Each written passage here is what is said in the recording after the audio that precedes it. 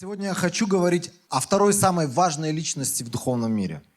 Бүгүн мен ошол руханий дүйнөдөгү экинчи эң маанилүү инсан жөнүндө сүйлөшкүм келет. Кто самая главная личность в духовном мире? Руханий дүйнөдө эң маанилүү инсан ким? Бог, который является хозяином всего. Кудай, баардыгынын кожоюну болгон Кудай. Он хозяин всего. Ал баарынын кожоюну. Он все это создал. Ал баарын жараткан. И это все ему принадлежит до сих пор. Жана ушунун баары аныкы. Иногда мы живем в мире физическом. Биз ушул материалдык, физикалдык дүйнөдө Да, мы жашайбыз. в материальном мире, и мы пока что-то не потрогаем, пока что-то не увидим, не пощупаем, не услышим, мы не можем в это верить. Биз ушундай материалдуу дүйнөдө жашайбыз. Биз кармап, сезип көрмөйүнчө биз ишенбейбиз ал бар экенин. Поэтому людям так трудно понять, что есть великий хозяин, который является создателем всего сущего на земле. Ошол үчүн адамдарга аябай оор болот, ушунун баарынын кожоюну болгон аябай улуу Кудай бар экенине ишенген. С него все началось, им все закончится, перед ним люди будут судимы, перед ним люди будут давать отчет. Андан баары башталган, аны менен баары бүтөт, жана ошонун алдында биз баардыгыбыз эсеп кысабызды беребиз. Он дает жизнь, дыхание в ноздрях человека, это все от него. Ал бизге жашоо, өмүр берет, жана биздин жада калса дем алуубуз андан. Он управляет днем рождения, он управляет днем смерти, все от него. Ал төрөлүү күн менен өлүү күндүн баарын анын баары ошо Кудайдын колунда. А кто вторая по важности личность на земле? Ким экинчи эң маанилүү инсан жерде? Давайте варианты. Сатана. Конечно, Адам. Конечно, человек. Адам. Сатана — это главный враг. Шайтан бул эң маанилүү биздин душман. Это не значит, что он главный по важности или второй по важности в духовном мире. Бирок руханий дүйнөдө ал экинчи эң маанилүү эмес. Есть ангелы. Это не значит, что они вторые по важности в духовном мире. Периштелер дагы бар, бирок руханий дүйнөдө алар экинчи эң маанилүү дагы эмес. Первый — это Бог. Биринчи бул Кудай. Самая главная личность. Эң маанилүү инсан. Второе — это человек. Экинчи бул Адам. И я тебе покажу это из Писания. И это не просто голословные, не просто слова. Жөн эле бош айткан жокмун ушуларды. Бунун баарын азыр их жазуудан Слова көрсөтөм. Божьего. 1 глава Бытие. Башталыштын биринчи бөлүмү С 26 стиха. 26 аяттан. Там написано так. Потом Бог сказал, после создания всего, что уже было создано. Баарын жаратып бүткөндөн кийин анан Кудай мындай деди. В последний день творения, в 6-й день.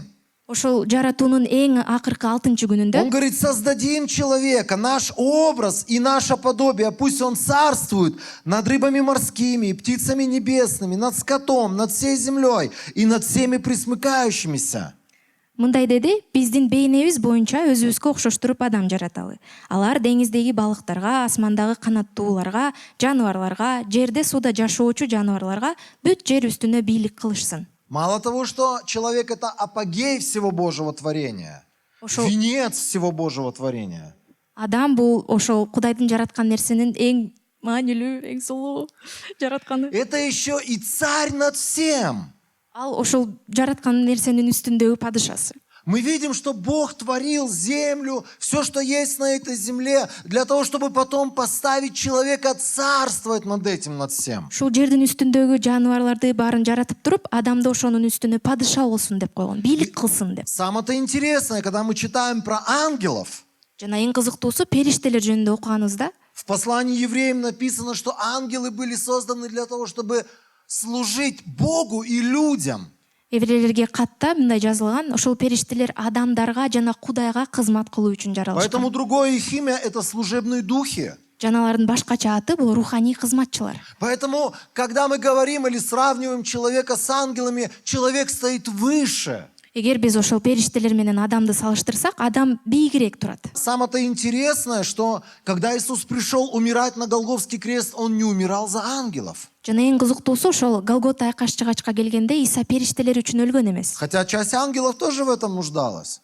Анткени периштелердин бир бөлүгү алар да ошого муктаж болушкан. Он умирал за что-то более дорогое и за что-то более ценное для его сердца. Ал башка жүрөгүнө баалуу болгон нерсе үчүн өлдү. За того, кто был когда-то создан как друг Бога. Ошол Кудайдын досу катары жаратылган бирөө үчүн. За человека. Адам үчүн. Поэтому для Бога так важна человеческая жизнь. ошол үчүн Кудайга адамдын жашоо аябай Это маанилүү. самое дорогое, это венец всего его творения. Бул ал үчүн эң баалуу. Поэтому здесь мы читаем, что Бог поставил его царствовать над всем созданным им самим. Ошол үчүн көрүп жатабыз, Кудай өзү жараткан нерсенин үстүнө адамды бийлик кыл деп коюп жатат. И дальше продолжение. Так Бог сотворил человека по образу своему, по образу Божьему. Он сотворил его мужчиной и женщиной, он сотворил их. Андан кийин ошончун мынтип жазылып турат. Ошентип Кудай өз бейнеси боюнча адам жаратты.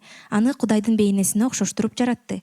Аларды эркек аял кылып жаратты. Друзья, ни про одного другого, ни про одно другое живое существо не написано, что это существо по образу Божьему сотворено. Башка эч бир жан жөнүндө ал ошо Кудайдын бейнеси менен жаралган деп айтылган эмес. Только человек. Адам гана. Он был подобен Богу. Ал Кудайга окшош болгон. И самое-то интересное из всего творения, которое существует сегодня на земле. Жана дагы бир кызыктуу нерсе ошол жердин үстүндөгү бардык Только жаралганда у человека есть составляющая, которая называется дух.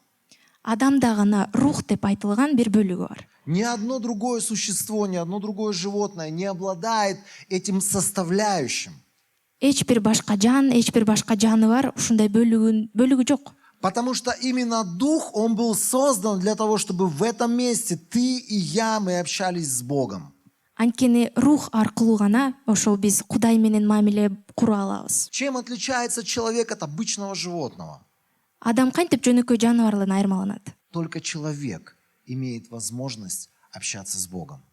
Ошол адам гана Кудай менен баарлаша алат. И быть близким к Богу. Жана ага жакын боло алат. И дальше последние слова, которые там были сказаны. Бог благословил их и сказал: плодитесь, размножайтесь, наполняйте землю и владейте ею. Царствуйте над рыбами морскими и птицами небесными и над всеми присмыкающимися. Анан эң акыркы аятта мындай жазылган: анан Кудай аларга мындай деп батасын берди: укумдап тукумдагыла, жер жүзүн толтургула, жерди ээлегиле жана деңиздеги балыктарга, асмандагы канаттууларга, жер үстүндөгү бардык жан жаныбарларга бийлик кылгыла. В конце рабочей недели Биздин жумабыздын аягында Бог ставит большую жирную точку.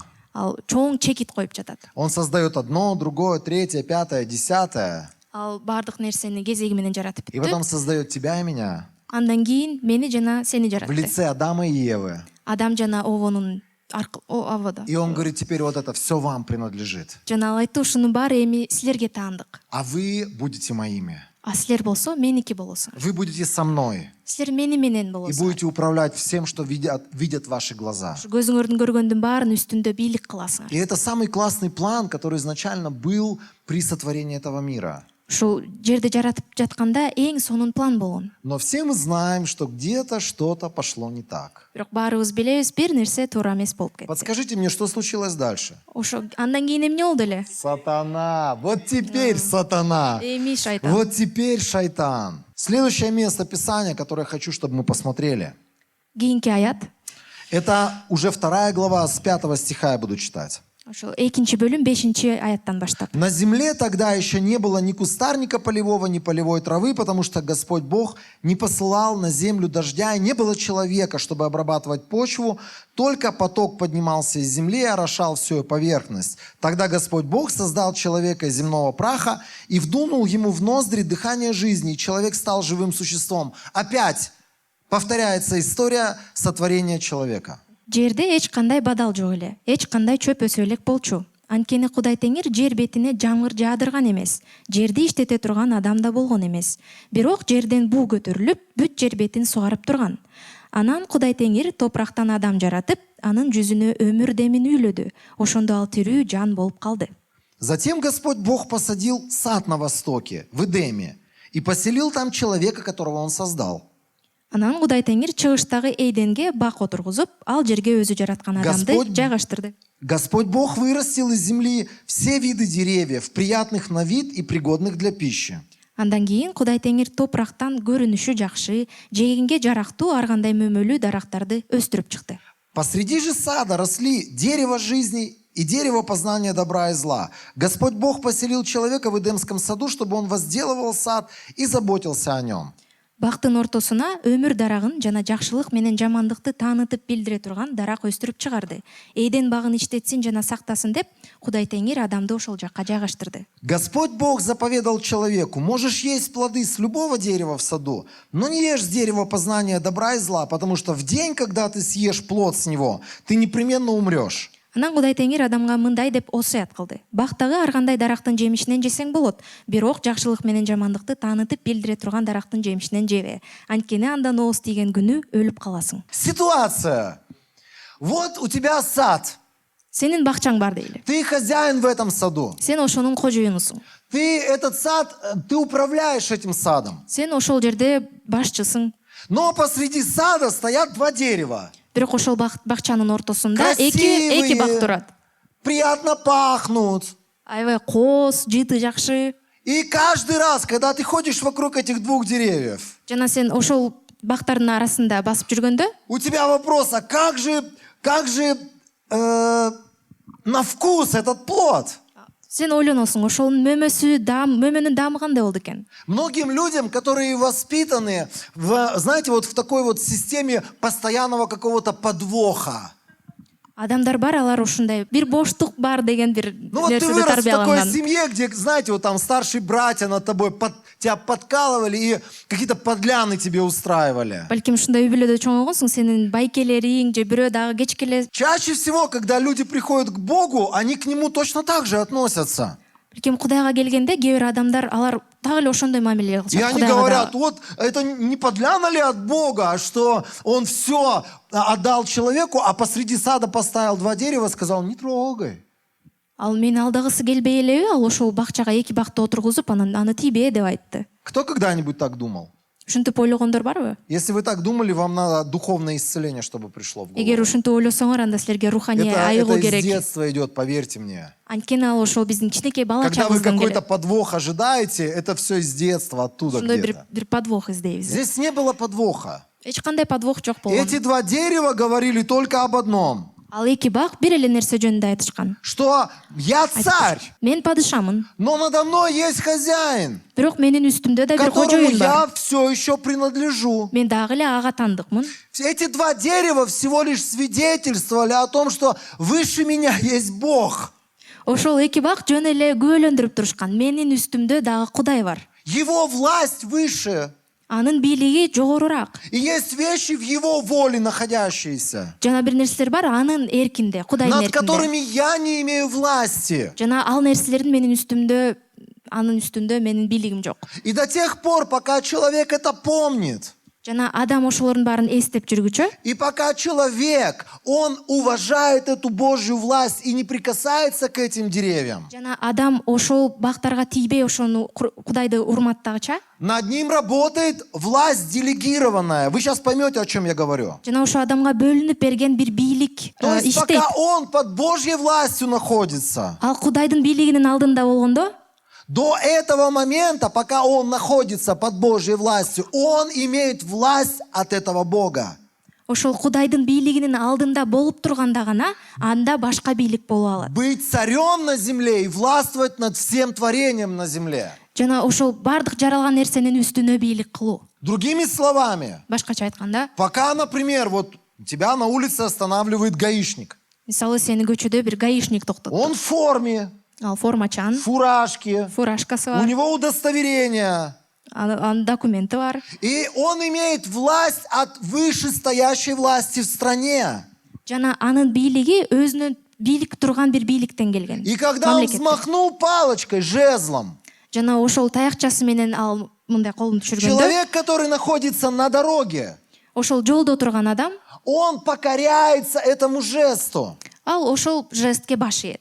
И представьте себе, Жана элестетип көргүлө, вдруг какой-то человек, который, ну как гаишник, бир гаишник, бир он адам, вышел на пенсию, ал пенсияга или чыккан, он просто пошел бизнесом заниматься. же ал бир бизнес баштады. Он вышел из-под власти той структуры, в которой он находился. Мурун иштеп жүргөн структуранын бийлигинен чыкты. Он больше не находится под властью той структуры. ал структуранын бийлигинин алдында эмес башка. Соответственно, он не имеет власти, которую эта структура ему дает. Демек ошол структура берген бийлиги анда азыр жок. И если он просто в какой-то момент вспомнит, что «Вау, а помню вот эти времена, когда я махал, и все меня слушали». Анан туруп эле жөн эле эстеп кетсе, мен эсимде мен мурун ушинтип койсом эле элдер токтоп калчу. И представьте себе, вы едете за рулем, Жана элестетип көргүлө, силер машина айдап баратасыңар. и какой-то мужик в джинсах и красной футболке выбегает на дорогу Анан бир киши кызыл футболкачан, көк джинсычан и жолго чыккан березовой чыгат. палкой машет тебе, чтобы ты остановился. Ошол таякча менен ал ары бери кыймылдатып баштады, сен токтот. Что произойдет? Эмне болот?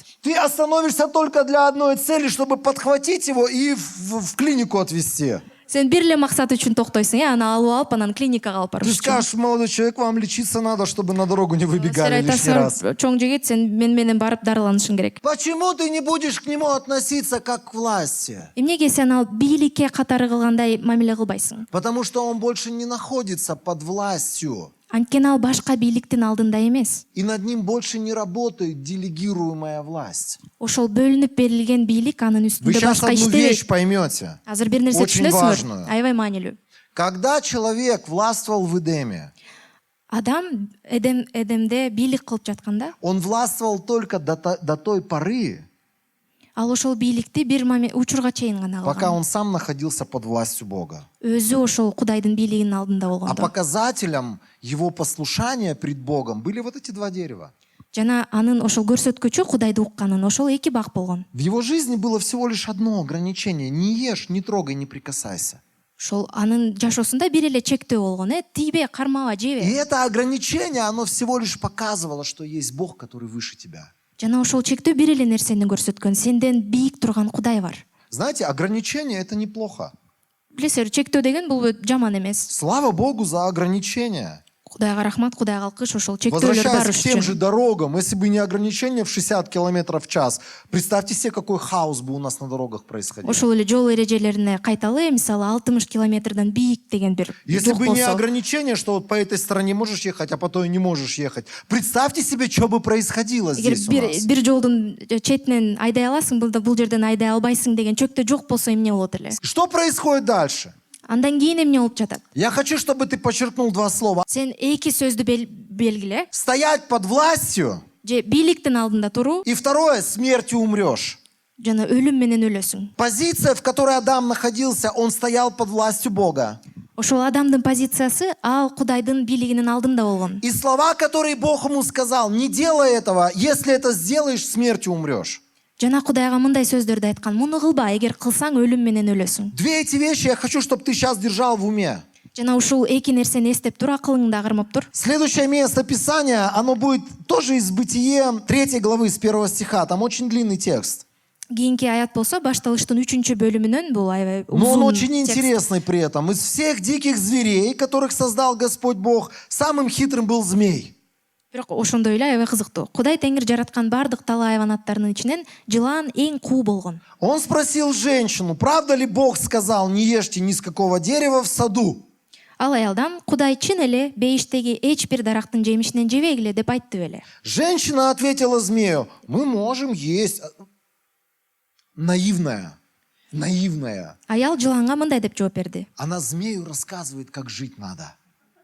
дарактардын жемиштеринен жесек болот. Она объясняет ему, мы можем есть плоды с деревьев сада, но Бог сказал, не ешьте плодов с дерева, которое посредине сада, и не трогайте их. И здесь я у себя подчеркнул, иначе вы умрете. Аял мындай деп жатат: дарактардын жемиштеринен жесек болот, бирок Кудай өлүп калбашыңар үчүн бейиштин ортосундагы дарактын жемишинен жебегиле, тийбегиле деген. Өзүмө белгилеп койдум, өлүп калбашыңар үчүн. Она совершенно искренне змею рассказывает всякие истории. Ал чын жүрөктөн Кудайга айтып жатат, кечиресиздер. Говорит, Шайтанга айтып жатат, Кудай эмне деди. Мы под властью Бога находимся. Биз Кудайдын бийлигинин Это алдындабыз. Божье имущество. Бул Кудайга таандык Бог мүлк. сказал его не трогать. Ага тийбегиле деген Кудай. Если к этому прикоснемся, умрем.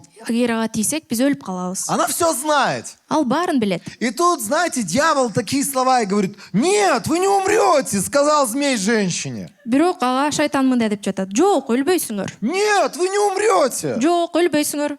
Просто Бог знает, что когда вы съедите их, ваши глаза откроются, и вы станете как Бог, познав добро и зло. Бирок силер алардан ооз тийген күнү көзүңөр ачылып, жакшылык менен жамандыкты билген Кудайдай болуп каларыңар. Он как этот деди. хитрый старший брат раскачивает тему, да?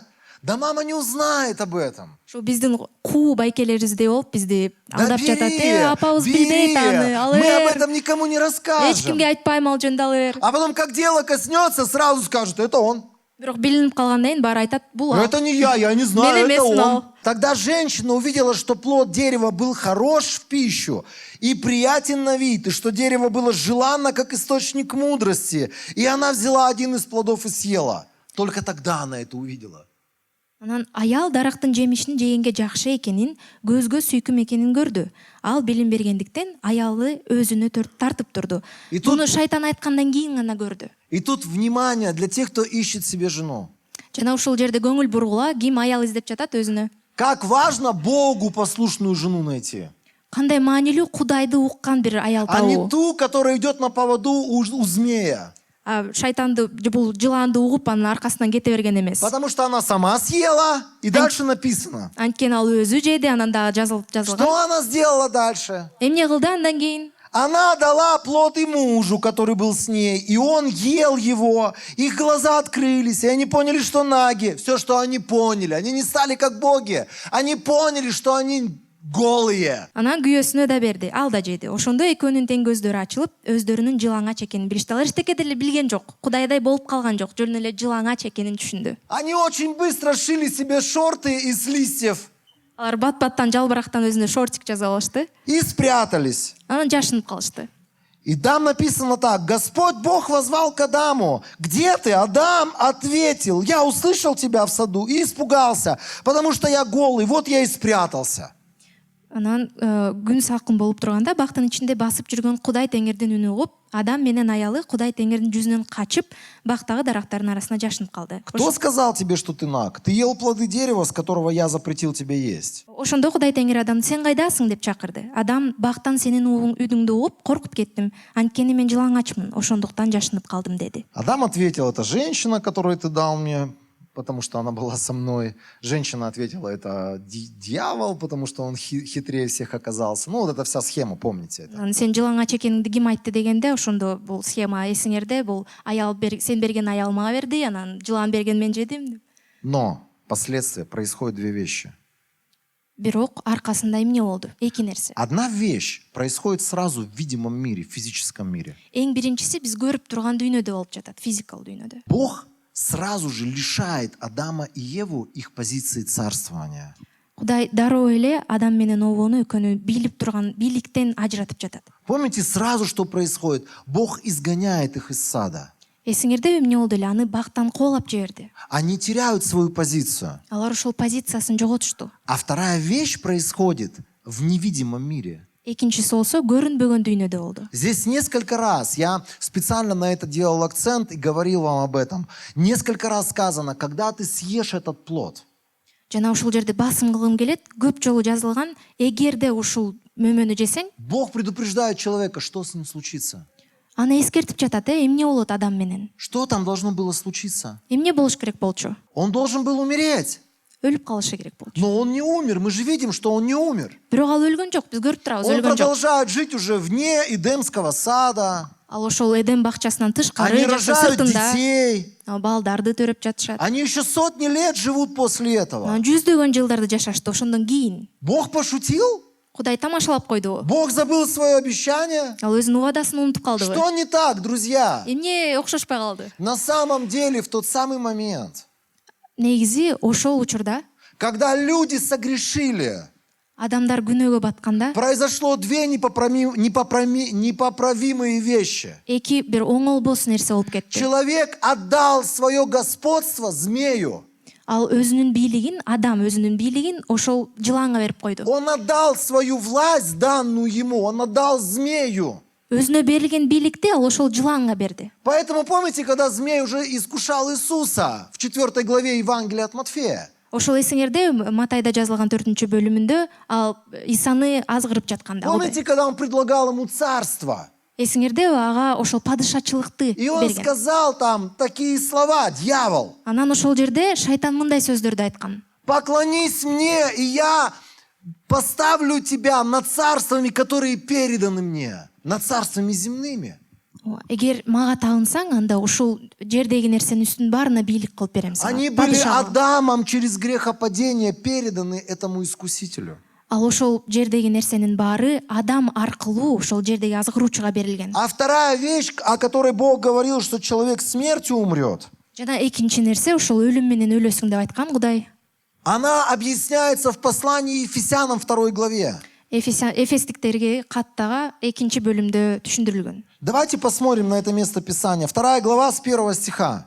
Экинчи бөлүм 1 аяттан баштап. Там написано так, что вы были мертвыми из-за ваших беззаконий и грехов, в которых пребывали, когда жили по обычаям этого мира, по велениям властителя сил, обитающих в воздухе, духа, действующего ныне в тех, кто не послушен Богу.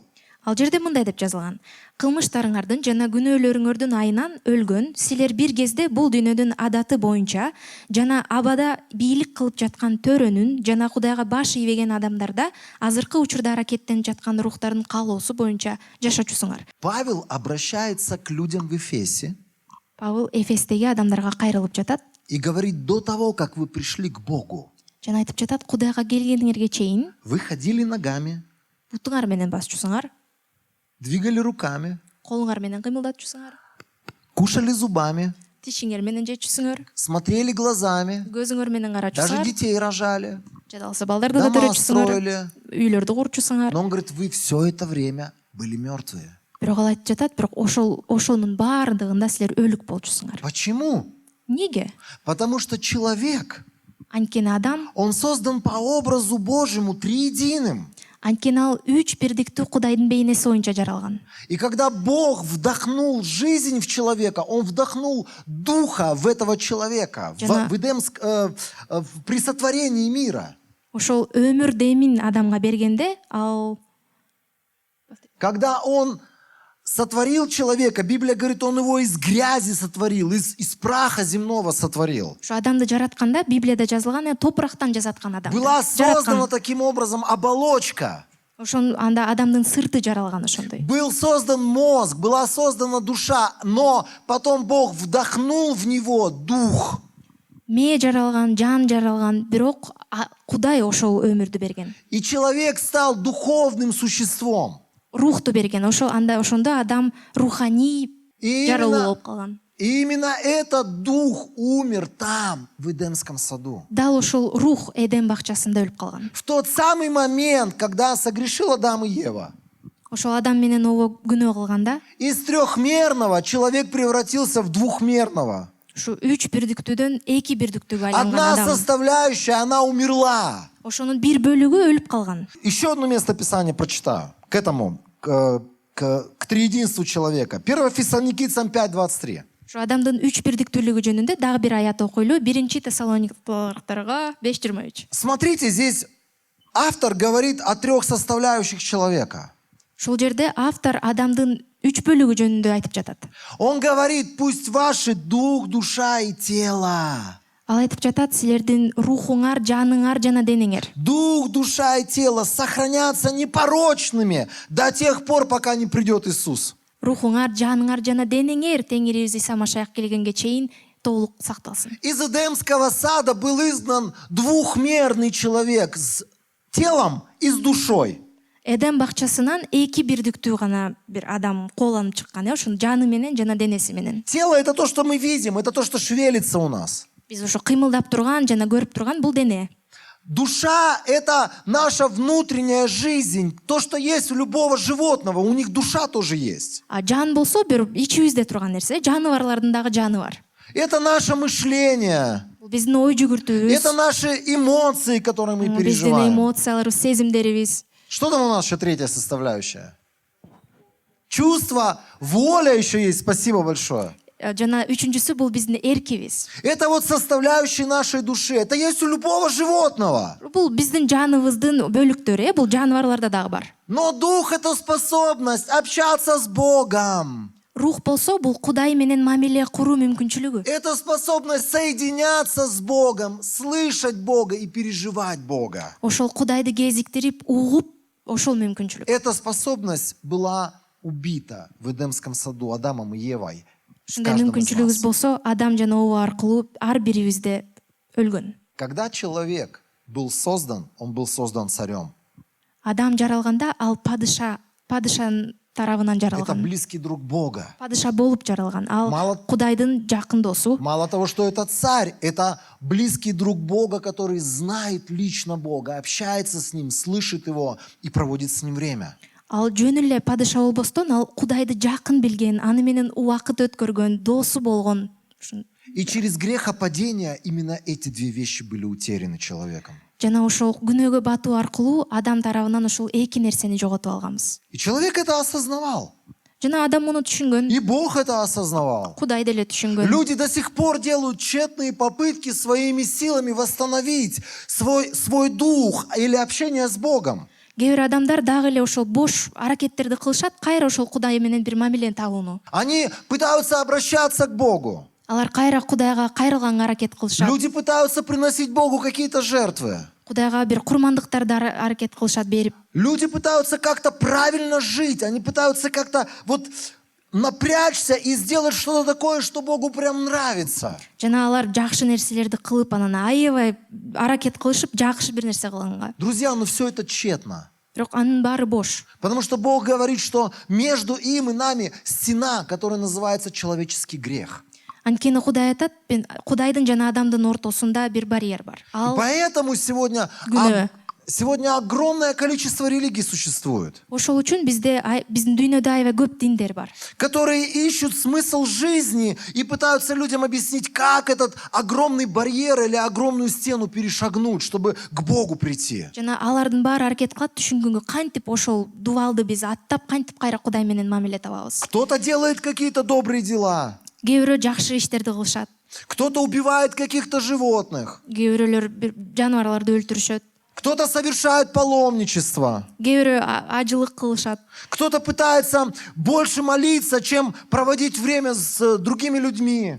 Кээ бирөө болсо көп сыйынганга аракет кылышат, башка адамдар менен убакыт Люди өткөргөнгө. таким образом пытаются восстановить свои отношения с Богом и найти потерянное в Эдеме. Адамдар кайра ошол Эдемде жоготуп алган мамилесин Кудай менен кайра ошентип калыбына келтиргиси Но келишет. у Бога был свой план. Бирок Кудайда өзүнүн планы бар И болгон. этот план называется Иисус Христос и Голгофский крест. Жана ал пландын аты Голгота айкашчыгачы жана Иса Машаяк. Потому что за грех должен был быть принесен соответствующая цена должна быть заплачена. Анткени ошол күнөөгө ылайык бир курмандык берилиш керек болчу.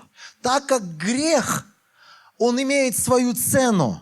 Анткени ошол күнөөнүн баасы бар. За него должна была быть заплачена адекватная цена.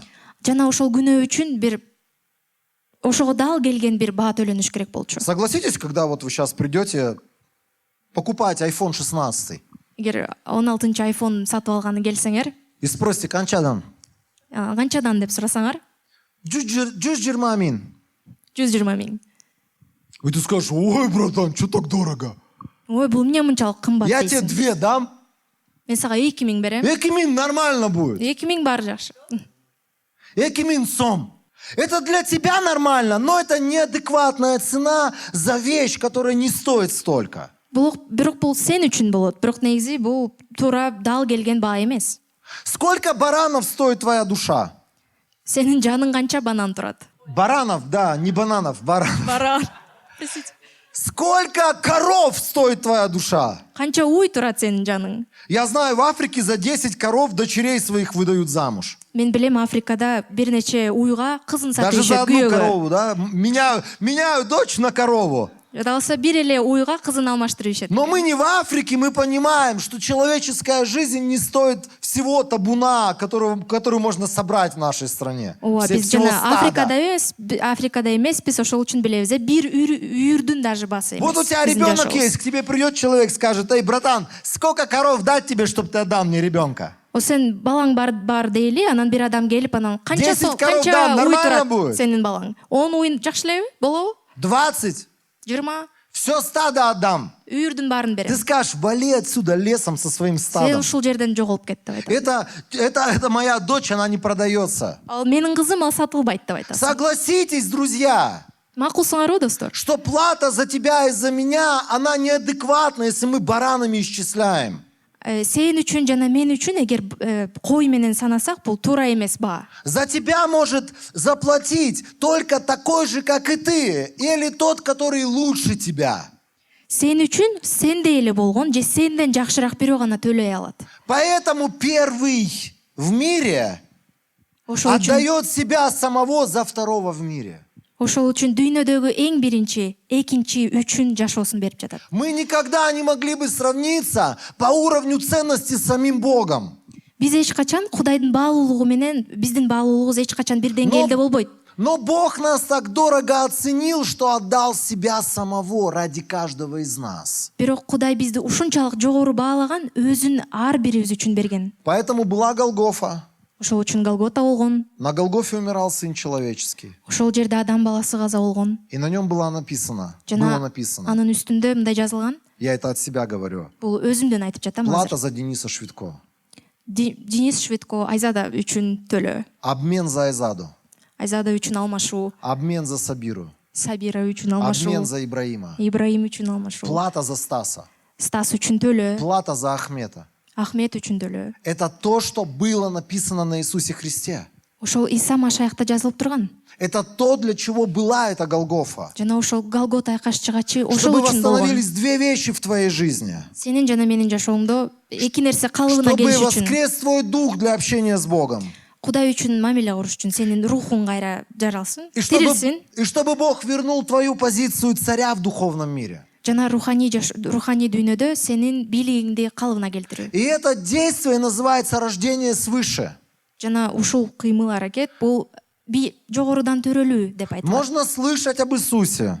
Иса жөнүндө укса болот. Можно быть в верующей семье рожденным. Ишенүүчүлөрдүн үй бүлөсүндө төрөлсө болот. Но каждый человек, который хочет, чтобы его дух был воскрешен, он должен родиться заново. Бирок ар бир адам менин рухум тирилсин десе, анда жогорудан төрөлүшү керек. В послании Иоанна в 3 главе записана история удивительная. Ошо Жакандын 3 бөлүгүндө мындай бир окуя жазылган, У нас кызыктуу. будут слайды, я своими словами вам объясню эту историю.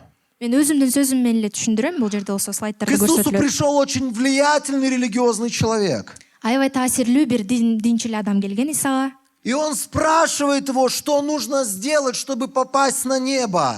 Анан Исадан сурап жатат, асманга барышым үчүн эмне кылышым керек? И Иисус ему говорит, каждому человеку нужно родиться заново. Жана Исага жооп берип жатат, ар бир адам кайрадан төрөлүшү керек. Что это значит, спрашивает этот высокопоставленный религиозный деятель. Анан ошол диний кызматчы айтып жатат, эмне кылышым керек ошол болуш үчүн? Как понять родиться заново? Снова в утробу матери, что ли, залезть? Анан айтып жатат, кантип мен кайра төрөлөм? Эмне апамдын, энемдин курсагына киремби У него кайра? с Иисусом идет диалог, дискуссия. Он задается вопросом, что нужно сделать. Ал ошол Иса менен сүйлөшүп, андан сурап жатат, эмне кылышым керек деп. Иисус ему на пальцах, как в детском служении, объясняет. Анан кичинекей балдар үчүн кызматта болгондой, ал кол менен түшүндүрүп Рожденный жатат. от плоти, от мамы, похож на маму, на ее плоть.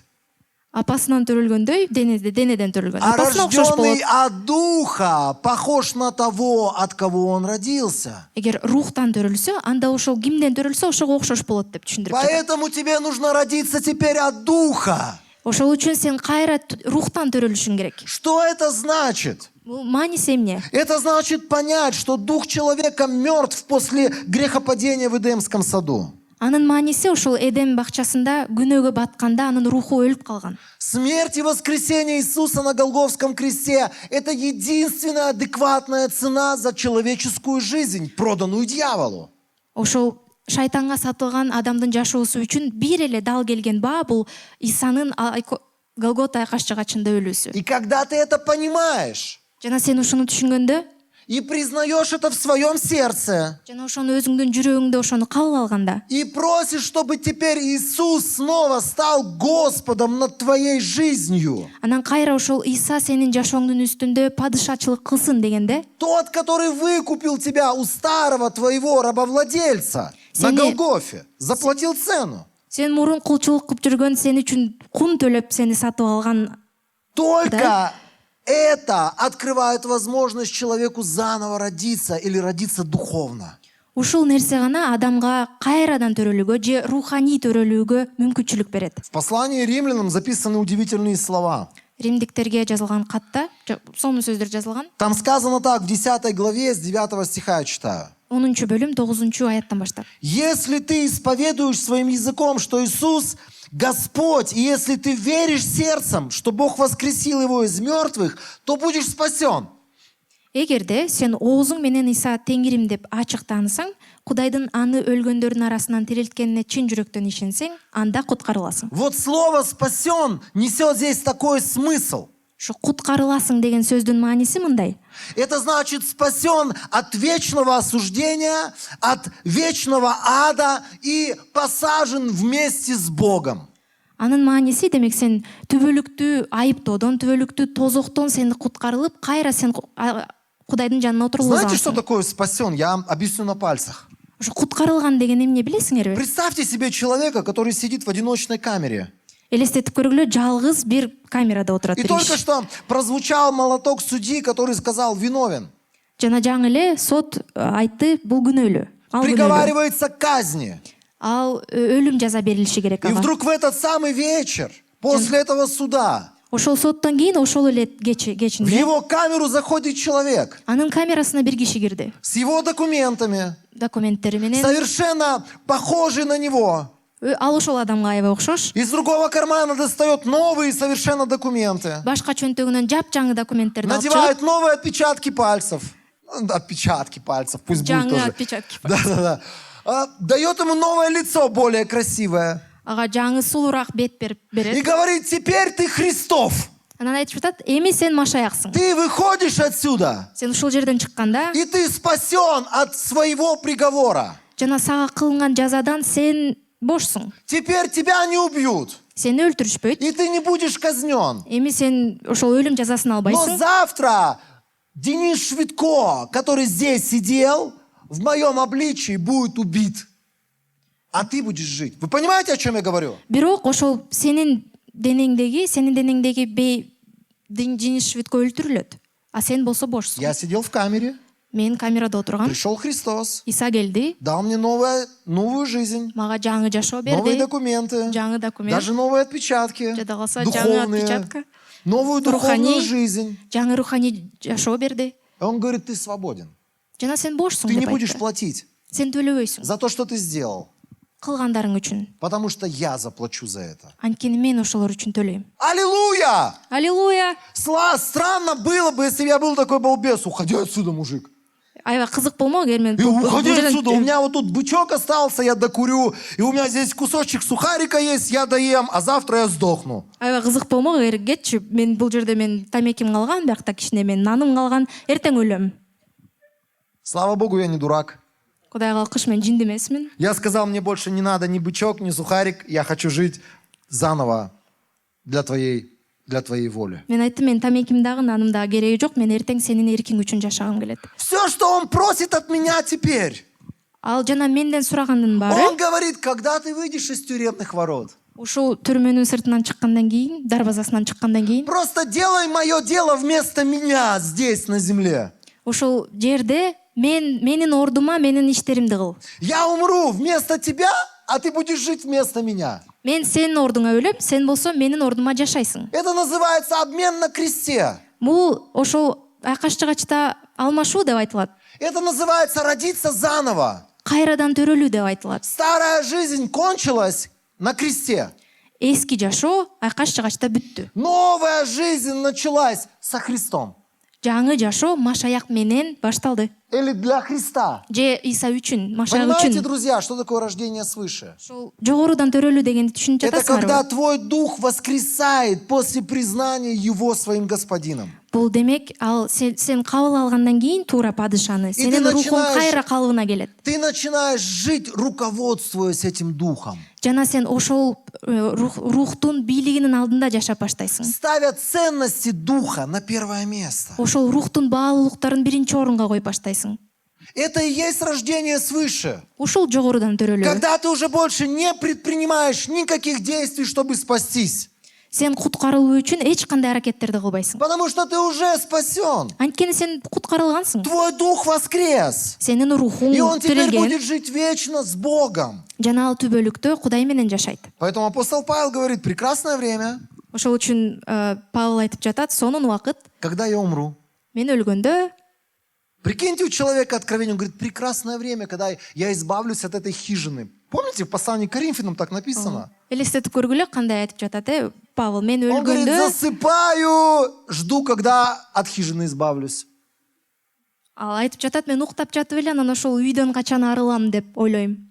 Просыпаюсь, жду, когда от хижины избавлюсь. Ойгоном, анан күтөм качан ушул үйдөн арылам деп. Потому что эта хижина, она единственный сдерживающий фактор нам полностью теперь соединиться с Богом. Анткени ушул үй же биздин дене бул жалгыз эле нерсе бизди Кудай менен жолуктуруудан кармап Но другие турган. слова апостола Павла, он говорит, пока я в этой хижине, Бирок башка сөздөр ал айтып жатат, мен ушул үйдө мне болгонумда надо жить для Бога и сделать что-то для Бога. мен Кудай үчүн жашашым керек жана Кудай үчүн бир нерсе кылышым керек. И это лозунг рожденного свыше человека. Жана бул ошол жогорудан төрөлгөн адамдын Пока в лозунгу. хижине хочу от нее избавиться. Үйүм бар, бирок андан арылгым келет. А вторая вещь, пока в хижине хочу что-то доброе сделать. Бирок ошол үйдө жүргөнүмдө мен жакшы бир нерсе кылгым келет. Для Бога своего. Кудайым үчүн. Давайте дочитаем Римлянам и закончим на этом. Ошо римдиктерге аягына чейин окуйлу. Написано так, вера сердца дает человеку праведность, Адам чын жүрөгү менен ишенүү аркылуу адилдикке жетет. а исповедание уст приносит спасение. Оозу менен ачыктануу аркылуу куткарылат. Здесь описывается или прописывается процесс рождения свыше. Ошо жогорудан төрөлүү түшүндүрүлүп жатат. Кандай болот? Человек верит, что Иисус умер за него на Голгофе, Адам ишенет, Иса Машаяк ал үчүн өлгөн, Голготада. заплатил за него, за его грехи цену. Анын күнөөлөрү үчүн кун төлөгөн. Он это осознает, воспринимает, Ошону түшүнөт, кабыл алат. и дальше он это исповедует своими устами. Андан кийин ал ошону өзүнүн оозу менен айтат. Он говорит, дорогой Господь Иисус, Ал айтат, кымбаттуу я Иса знаю, что Машаяк, без Тебя я потерянный грешник. мен сенсиз жоголгон бир күнөөкөрүмүн. Все мои религиозные потуги, они не приводят меня к Тебе. Менин бардык диний иштеримдин баары сага алып келбейт. И Ты заплатил на Голгофском кресте цену за мои грехи. Жана менин күнөөлөрүм үчүн Голгота айкаш чыгачында мага Поэтому кунун я, төлөгөнсүң. поэтому я принимаю Ошол үчүн мен кабыл алам Тебя в свою жизнь как Господа и Спасителя. сени куткаруучум жана Кудайым катары, Теңирим катары кабыл алам. И с этого самого дня я восстанавливаю свои отношения с Тобой. Жана ушул учурдан баштап сени менен мамилемди калыбына келтирип жатам. Это простая вещь, через которую люди рождаются заново. Ушул жөнөкөй нерсе, бирок адамдар ушул аркылуу жогорудан төрөлүшөт. Человек верит в то, что было сделано на Голгофе, Адамдар ишенет ошо Голготада эмне кылынган, и провозглашает или исповедует Иисуса своим Господом, своими устами. жарыялап же ошо Кудайды, Исаны өзүнүн Кудайы деп, Теңири деп кабыл И с алышат. этого момента изменяется все в его жизни. Ушул учурдан баштап жашоосунун баары өзгөрүлөт. Бог снова начинает слышать молитвы такого человека. Кудай кайра ошол адамдын сыйынуларын угат. Даже не то, что слышать, реагировать на молитвы такого Жөн эле человека. угуп эмес, ошолорго жооп берет. Потому что Бог никогда не был глухой, Он слышал все, что люди говорят. Анткени ал эч качан дүлөй болгон эмес, ал баарын угат.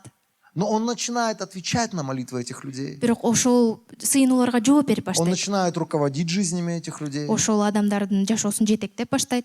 И самое главное, Он начинает открывать новый план для жизни этих людей. Жана эң маанилүүсү ошол адамдар үчүн жаңы план ачып баштайт. И эти люди, ты и я.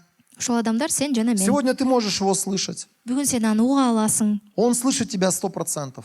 Ал сени 100% угат. Сегодня у него есть план для твоей жизни. Сенин жашооң үчүн планы бар. Все, что тебе нужно сказать, Господь, теперь я хочу жить по твоему плану, по твоим каким-то правилам. Сен жөн эле ооба мен сенин эрежелериң, сенин планың боюнча жашагым келет деп айтышың керек. Потому что я рожденный заново человек. анткени мен жогорудан кайрадан төрөлгөн И адаммын. ты теперь снова мой хозяин и господин. Сен кайра менин кожоюнумсуң. Я готов и согласен на все твои ограничения в саду. Жана мен макулмун сенин бардык чектөөлөрүңө. Мен Не надо бакчамдагы. есть, не буду есть. Жебешим керек болсо жебейм. Не надо трогать, не буду трогать. Тийбешим керек болсо тийбейм. Вообще без проблем. И не потому, Жеңил что эле. Айзада узнает об этом, Айза да билип калат деп эмес. а потому что этим самым я признаю тебя хозяином своей жизни. Бирок анткени ошону менен мен сени өзүмдүн жашоомдун кожоюнумсуң деп айтып Все жатам. очень просто, дорогие друзья. Бардыгы өтө жөнөкөй. И потом весь мир делится на две категории людей. Жана бул дүйнөнүн баары эки категорияга бөлүнөт Одна адамдар. категория людей — это люди набожные, религиозные, но не рожденные свыше. Бир бөлүгү бул аябай динчил адамдар, бирок алар кайрадан төрөлгөн эмес. А другая категория людей — это ты и я, и подобные нам, которые были рождены свыше, заново, для Божьего плана. А экинчиси болсо бул мен жана сен Кудайдын планы үчүн кайра жогорудан төрөлгөн адамдар. Это самый большой подарок, который мы имеем сегодня от Бога. Бул Кудайдан бизге болгон эң чоң белек. Христос, умерший за тебя и воскресший ради новой жизни для тебя. Сен үчүн жана сенин жаңы жашооң үчүн өлгөн Машая. Даже если у тебя никогда не будет айфона в твоей жизни. Эгер жашооңдо эч качан айфон болбосо Даже дагы, если никогда не будешь нянчить внуков на своих руках. эгер неберелиңдерди бакпасаң Даже дагы эч если еще качан, чего-то там неведомого не произойдет никогда в твоей жизни. эгерде дагы башка бир укмуш нерсе болуп кетпесе дагы жашооңдо, Может быть, ты никогда не поедешь посмотреть, как живут американцы. балким эч качан барып американецтер кантип жашайт Это көрбөйсүң. все сплошная ерунда по сравнению с тем подарком, который ты уже имеешь. Анын баары жөн эле боштук. Ошол Я эгер хочу, чтобы ты ценил салыштырсак это сен больше жаңы всего. жашооң менен. То, что Бог сделал на Голгофском кресте. Ошол Голгота каш жагачында кылган